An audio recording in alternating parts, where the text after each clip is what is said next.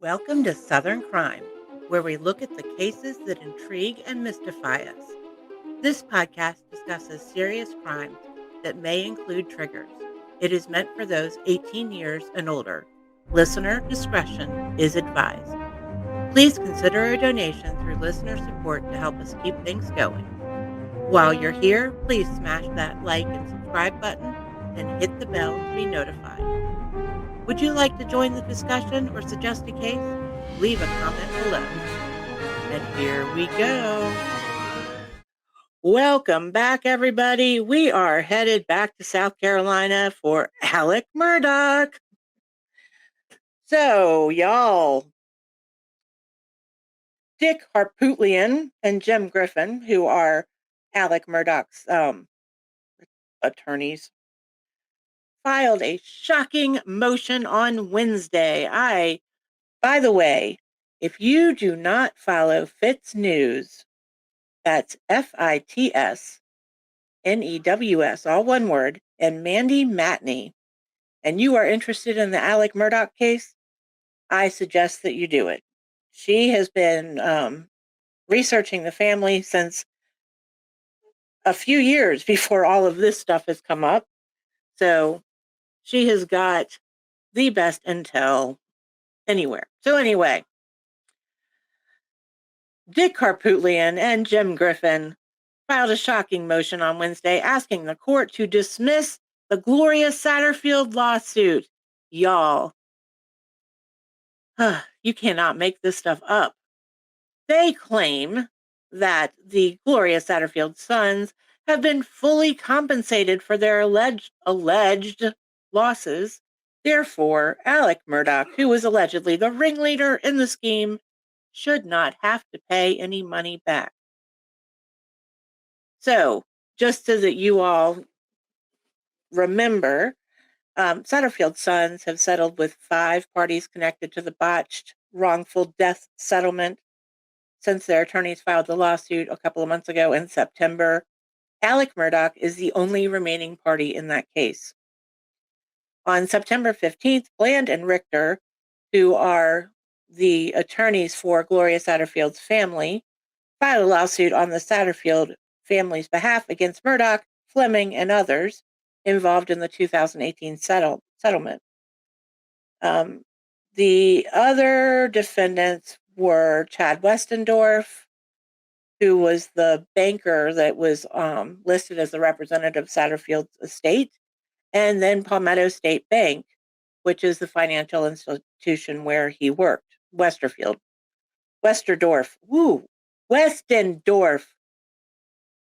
and Palmetto State Bank, which is the bank that Westendorf worked.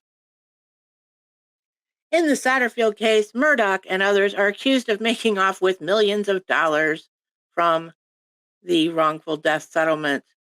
So, what had happened was Gloria Satterfield had a reported, let's say alleged, trip and fall. It was reported as a natural death, so, we don't really know what happened.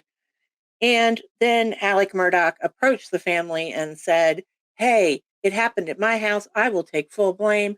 You just sue me. And here's a lawyer. And took him to Corey Fleming, who was his best friend and Paul's godfather. And from there, Corey Fleming files a lawsuit against against Alec Murdaugh. And of course, Alec Murdaugh, when they go in for mediation, he says, yes, it was my fault, signs all the papers. They're awarded the $3.6 million. And then he goes back to Fleming and says, hey, I've got all of this set up so the boys are taken care of forever. And gets Corey Fleming to cut him a check. Then Alec Murdaugh, in the name of Forge. That's the whole name, Forge, which Forge is a real company, but not that Forge. Alec Murdaugh had opened an account at a bank and named with the name Forge. And it's not uncommon for attorneys to have many, many bank accounts because they're handling settlements and they have escrows and all of that stuff. So that in itself is not that unusual. So Alec Murdaugh goes and deposits this check in the quote unquote Forge account. Then he gets the money back out and poof, it goes away. Well, Bland and Richter came up with this amazing paper trail that followed the money the whole way. They've got the original forged check, they've got this, they've got that. So since Bland and Richter filed the lawsuit, they've recovered more than $6.5 million in total for the Satterfield family. Because let's remember, the case was settled in 2018. This is almost 2021 or 22 now, y'all. The kids and the family had no clue that there was this huge settlement because it wasn't even taken through the court system in the proper way, and they weren't notified of it. They saw an article written in, I think, December of 2020, January 2021, somewhere in there, and they saw the settlement amount and went, wait a second here, something's not right. And that's when they went and got an attorney, and that's where we are today. So 2 months after Bland and Richter filed their lawsuit, Harpootlian and Griffin filed a motion that claims Alec Murdaugh is entitled to a credit for the more than $6 million paid by all the settling tortfeasors. And a tort is a wrongful act or something like that. A tortfeasor is somebody that participated in that, basically. So there you go. Bland said, the reality of the situation is it just goes to show how despicable he is in what he's going to do to victimize my clients again. Alec is saying, yes, I stole money from you. I'm not going to admit it. I'm a coward. I'm going to make you then litigate against me for 2 years to prove what the obvious already is. Mandy wrote, the latest move by the Murdaugh camp is particularly brazen because Alec Murdaugh confessed judgment in lawsuits recently filed by his former law partner, John E. Parker, and his brother, Randy Murdaugh, that Fitz News exclusively reported. This would essentially prioritize Alec's debt to Randy instead of a long line of alleged victims currently suing the man whose wife and son were murdered in June.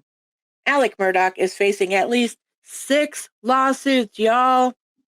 2 for both of the 2019 boat crash that killed Mallory at Beach. That is one from her family, and I believe that the other one is from either Anthony or Connor. That one is for millions of dollars, misappropriated stolen funds dating back to 2015, and 2 for unpaid debt. Murdaugh has only confessed judgment in Randy Murdaugh's case. There you go. The confession of judgment was signed just hours after attorney Mark Tinsley, who is representing the Beach family, presented his arguments for a temporary injunction over Alec Murdaugh's assets and to appoint 2 outside parties, attorney John T. Lay Jr. and former U.S. Attorney Peter M. McCoy Jr., to have control over Alec and Buster Murdaugh's assets. They are the receivers, and it's a receivership.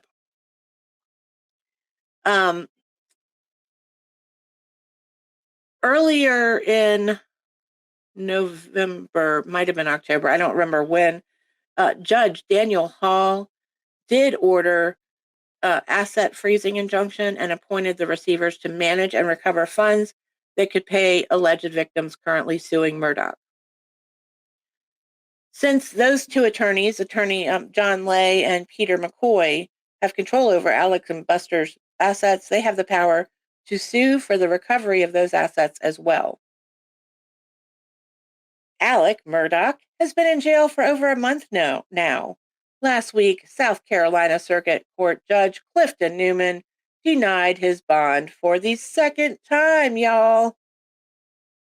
That was based on a psych evaluation that he had ordered at the October 19th hearing in Richland County, South Carolina. That came back on October 22nd, but they didn't go to court for another couple weeks. And after reading it, he said that he believed that Alec Murdaugh was a danger to himself and the community and denied bond. Bland said, "What they're doing now is further cementing his dastardly conduct and what the public thinks about him by saying, 'If I took the money, I don't have to repay it because somebody else did,'" Bland said. And Alec is saying, "I'm going to force the victims to sue me instead of admitting that I stole their money. If they would have loaned it to me, I would have admitted it and given them a judgment. But because I stole it, I'm not going to give it back, and I'm going to force them to sue me for the next 2 years." Bland also said, I can't wait. I can't wait to deal with Murdaugh, HARPOOTLIAN, and Griffin over the next 2 years." Bland said he was shell-shocked by the motion and said chances were very slim of a judge approving it. He was puzzled why HARPOOTLIAN and Griffin, who were very respected attorneys, are sticking their necks out for Alec Murdaugh. "I just don't get why HARPOOTLIAN and Jim Griffin, why they would spend the last part of their careers representing Alec Murdaugh. It's just another action that you're scratching your head and saying, is there a master strategy here, or are you just winging it?" They were originally hired to defend Paul Murdaugh, who is the murdered son, in the boat crash in around the spring of 2019, which would have been soon after Alec transferred a large amount of the settlement money to his own account. So, and if you missed it, the boat accident was in February 2019. Paul was very, very highly intoxicated. He drove a boat in a very erratic fashion at a very high rate of speed into the bridge near Paris Island and hit a thingamabobber. I can't think of what it's called. The thingy. He hit something. They wrecked. Mallory Beach was one of the people ejected. The other 2 people that were ejected were able to make it to shore safely. Mallory did not and was found almost a week later. So the receivers that are now going through Alec Murdaugh's accounts will be able to find out whether or not Griffin and HARPOOTLIAN were paid in fees from the Satterfield judgment. So there you go, y'all. I don't even know what to say. It's like watching a train wreck. You just can't stop watching, and you just don't know what is going to come next. Which direction are those boxcars going to go? That is all for now. Talk to y'all later. Bye, y'all.